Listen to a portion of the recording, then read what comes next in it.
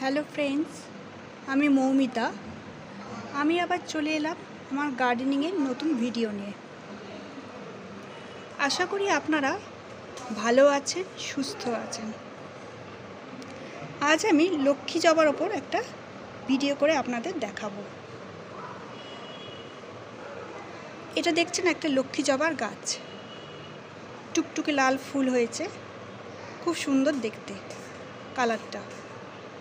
কিন্তু এই লক্ষ্মী জবায় কী করে অগুন্তি ফুল পাওয়া যায় সেই নিয়ে আমার এই ভিডিও।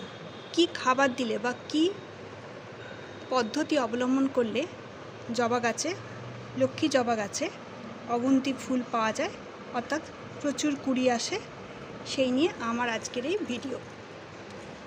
দেখছেন এই গাছটিতে প্রচুর কুড়ি এসছে, ফুলও ফুটেছে, সেটা আপনাদের দেখাচ্ছি আমি। এই দেখুন কুড়ি,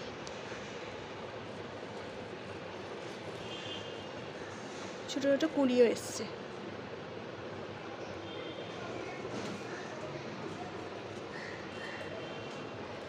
প্রথমে বলবো গাছটিকে, লক্ষ্মী জবা গাছকে বা যে কোনো জবা গাছকে প্রখর সূর্যলোকে রাখতে হবে, যাতে প্রচুর পরিমাণে সূর্যের আলো পায় গাছটি।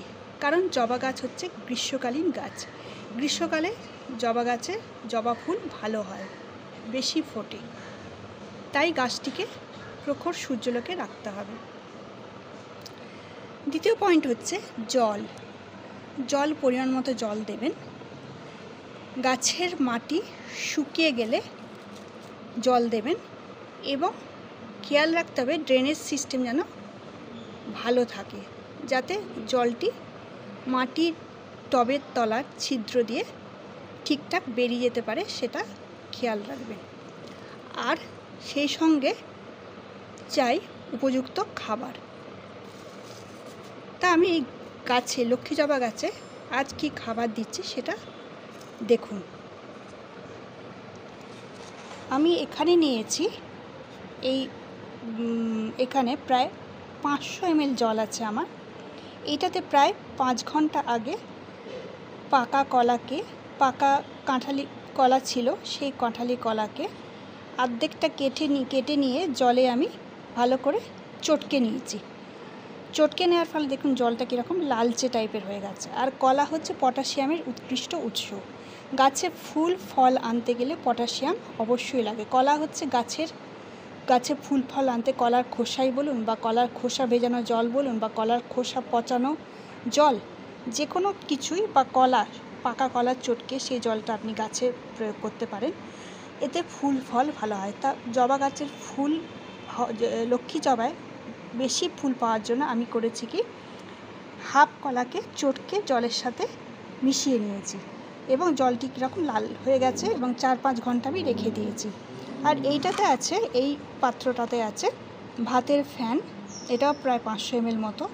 এটা আমি কি করেছি কি, ভাতের ফ্যানকে 1:1 অর্থাৎ 250 ml জলের সাথে 250 ml ভাতের ফ্যান মিশিয়ে এটা রেখে দিয়েছি 4-5 ঘন্টা।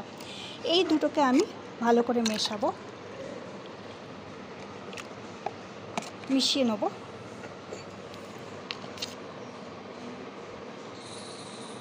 এটি একটি উৎকৃষ্ট তরল হলো, পটাশিয়াম সমৃদ্ধ উৎকৃষ্ট তরল। এছাড়া ভাতের ফ্যানে প্রচুর পরিমাণে নিউট্রিয়েন্ট আছে, প্রচুর পরিমাণে ভাতের ফ্যানে নিউট্রিয়েন্ট থাকে।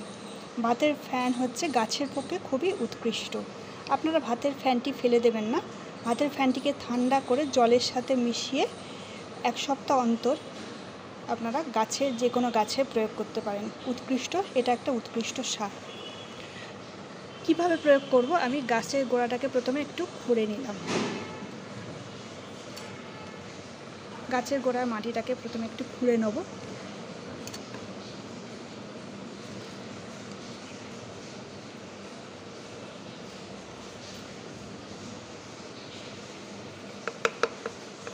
এবার আমি এই তরলটাকে এটা দিয়ে দেবো।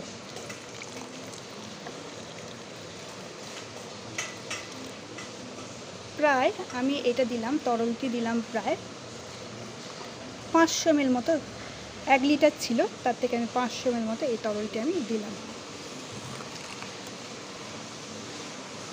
এই তরলটি হলো গাছের জবা গাছ বা যে কোনো গাছের ক্ষেত্রেও আপনি এই তরলটি প্রয়োগ করতে পারেন। এটি একটি উৎকৃষ্ট পটাশিয়াম সমৃদ্ধ সার। এছাড়া জবা গাছে হচ্ছে আরেকটি প্রধান সমস্যা হচ্ছে মিলিবাগের সমস্যা। আমি অনেক ভিডিওতেই বলেছি মিলিবাগ দমন করার জন্য আমি করি কি, স্প্রে বটলে লিকুইড ভিমবারকে 1 চামচ ভিমবারকে নিয়ে প্রায় 500 ml জলের সাথে মিশিয়ে ভালো করে মিশিয়ে ঝাঁকিয়ে নিয়ে গাছে স্প্রে করে দিই। 5-7 দিন অন্তর এটা স্প্রে করে দিই, তাহলে গাছে মিলিবাগের আক্রমণ অনেকটাই কমে যায় এবং যে কোনো কালো পিঁপড়ে পোকামাকড়ের উপদ্রব থেকেও গাছকে আপনি এইভাবে রক্ষা করতে পারেন। ধন্যবাদ। এই ছিল আমার ভিডিও। আপনারা ভিডিওটি পুরো দেখবেন, অবশ্যই সাবস্ক্রাইব করে দেবেন, লাইক করতে ভুলবেন না এবং যদি আপনার ভালো লাগে ভিডিওটি বা প্রয়োজনীয় মনে হয় তাহলে বন্ধুবান্ধবদের শেয়ার করে দেবেন। নমস্কার।